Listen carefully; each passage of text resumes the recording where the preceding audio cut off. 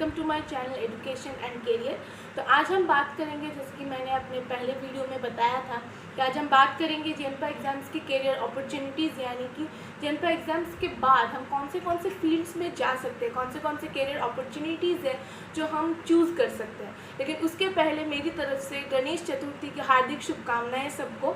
तो चलिए इस वीडियो को कंटिन्यू करते हैं जेएनपा एग्ज़ाम्स के फील्ड्स के बारे में कि क्या क्या फील्ड्स हैं और क्या क्या करियर अपॉर्चुनिटीज़ हैं जो आप लोग चूज़ कर सकते हैं एज योर करियर। तो आप यहाँ देख सकते हैं कि जेएनपा यूजी 2020 एग्ज़ाम्स में जो फील्ड्स हैं, टोटल 11 फील्ड्स हैं। पहला है बीएससी नर्सिंग, जो कि bachelors of nursing. BSc nursing जो है वो एक 4 साल का कोर्स है। इसके बाद 4 साल में ही हम 4th ईयर में लास्ट जो 6 मंथ्स होता है उसमें से इंटर्नशिप होता है।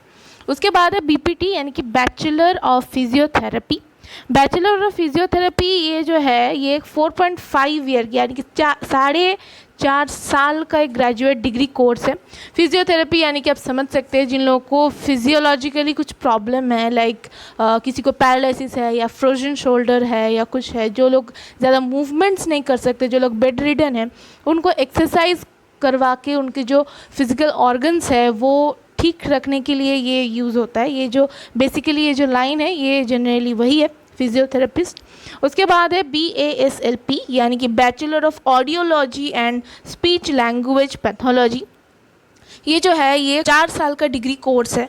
इसका जो कोर सब्जेक्ट है वो है speech pathology, language pathology and audiology. उसके बाद हम आते हैं BMLT, यानी कि bachelor of medical laboratory technician.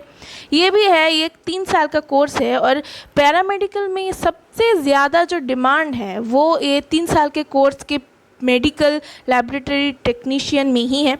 इसके बाद 3 साल के बाद जो इसमें भी 6 महीने का एक इंटर्नशिप होता है। इंटर्नशिप मतलब आपको प्रैक्टिस करवाएंगे, उसके बाद आपको कैंपसिंग या जॉब देंगे। तो ये जो इंटर्नशिप होता है इसमें भी ये है।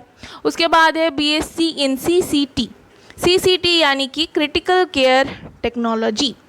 ये क्रिटिकल केयर टेक्नोलॉजी जो है ये 3 इयर्स का कोर्स है और ये क्रिटिकल केयर मतलब जिनकी कंडीशंस बहुत क्रिटिकल है उन लोगों को जो केयर दिया जाता है वो बेसिकली CCT यानी कि क्रिटिकल केयर टेक्नोलॉजी के अंदर आता है।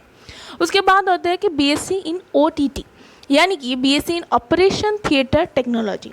ये जो है ये भी एक 3 साल का कोर्स है और ये जो है ये धीरे धीरे ग्रो कर रहा है अभी भी, क्योंकि ऑपरेशन थिएटर में सब लोगों की उतना हिम्मत नहीं होता है। ऑपरेशन थिएटर में काम करने के लिए बहुत सारे क्रिटिकल होते हैं, तो ये भी जो है इन फ्यूचर ये बहुत जल्दी ग्रो करेगा। उसके बाद है BSc इन PT, परफ्यूजन टेक्नोलॉजी, एक अंडर ग्रेजुएट बायोसाइंस कोर्स है।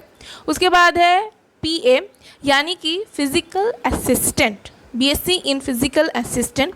ये जो है ये भी एक 3 साल का कोर्स है। ये जो है ये स्किल्ड हेल्थ केयर प्रोफेशनल की है, जो लोग क्वालिफाइड होते हैं एकेडमिकली एंड क्लिनिकली, जिन लोगों को ट्रेनिंग दिया जाता है हेल्थ केयर सर्विस देने के लिए एक स्पेशलिस्ट के अंडर में, यानी कि हेल्पिंग हैंड। जो लोग स्पेशलिस्ट होते हैं फिजिशियंस के, उनके हेल्पिंग हैंड जो होते हैं उनका काम ही होता है उनका हेल्प करना, वही होता है BSc इन फिज़िकल असिस्टेंट।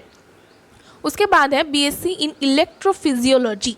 ये जो है ये इलेक्ट्रोफिजियोलॉजी ये इलेक्ट्रिकल जो प्रॉपर्टीज़ होते हैं, इलेक्ट्रिकल जो फंक्शंस होते हैं हमारे सेल्स में, हमारे टिश्यू में, बॉडी टिश्यू में, वो पढ़ाया जाता है। उसके साथ साथ इलेक्ट्रिकल जो एक्टिविटीज़ होते हैं हमारे हार्ट में वो भी देखा जाता है कि हार्ट में अगर कोई एबनॉर्मलिटीज़ है, लाइक एरिथमिया, अगर रिदम ठीक ठाक नहीं है, तो वो सब पढ़ाया जाता है इस इलेक्ट्रोफिजियोलॉजी में। उसके बाद आता है BSc in RIS, radiology and imaging sciences. ये रेडियोलॉजी जो है ये 2 टाइप के होते हैं, एक होता है डायग्नोस्टिक, एक इंटरवेंशनल। डायग्नोस्टिक में ये जो डायग्नोस्टिक रेडियोलॉजी है वहाँ पे जो स्ट्रक्चर्स होते हैं हमारे बॉडी के अंदर वो सारे देखने के लिए जो डायग्नोस्टिक रेडियोलॉजी है वो तब यूज़ होता है। अब स्ट्रक्चर्स यानी कि जैसे कि हम एग्जांपल दे सकते हैं CT, MRI, एक्सरे, जो हमारे इंटरनल बॉडी ऑर्गन्स को, बॉडी स्ट्रक्चर्स को कहीं पे कुछ है या नहीं, कहीं पे कुछ फ्रैक्चर है या नहीं, कुछ टूट गया है या नहीं, ये सब देखने के लिए जो डायग्नोस्टिक रेडियोलॉजी है ये वहाँ पे यूज़ होता है। अब होता है कि इंटरवेंशनल रेडियोलॉजी क्या है। ये इंटरवेंशनल रेडियोलॉजी जो है ये होता है जो डॉक्टर्स हैं उन लोग को गाइड करने के लिए। कैसा गाइड? ऑपरेशन या कुछ, तो उसके पहले उनको देखना पड़ता है कि वहाँ पे कुछ और एबनॉर्मलिटीज़ है या नहीं।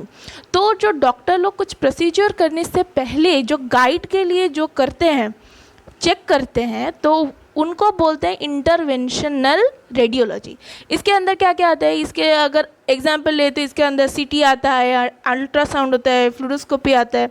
ये देखने के बाद डॉक्टर लोग जो हैं वो उनके जो काम होते हैं कैथेटर इंसर्ट करना या कुछ स्मॉल इंस्ट्रूमेंट इंसर्ट करना, तो ये काम उसके बाद करती है। उसके बाद है लास्ट है BSc in dialysis. BSc in dialysis मतलब जो जिन लोगों को किडनी प्रॉब्लम है, जो लोग किडनी प्रॉपरली काम नहीं करता है, उन लोगों को डायलिसिस दिया जाता है क्योंकि उन लोगों का जो खून है वो साफ़ नहीं होता है। तो इसके लिए बहुत प्रॉब्लम होता है उन लोगों को। किडनी फेलियर जिन लोगों का है, जिन लोगों का किडनी प्रॉपर काम नहीं कर रहा है, उन लोगों को डायलिसिस दिया जाता है। तो जो लोग डायलिसिस देते हैं उनके लिए ये है बीएससी इन डायलिसिस। वो लोग ये पढ़ते हैं, उसके बाद ये डायलिसिस में वो लोग जाते हैं। तो देखिए आप लोगों को मैंने आज बता दिया कि जिन पर यूजी के कौन से फील्ड्स है, कौन से करियर अपॉर्चुनिटीज़ हैं।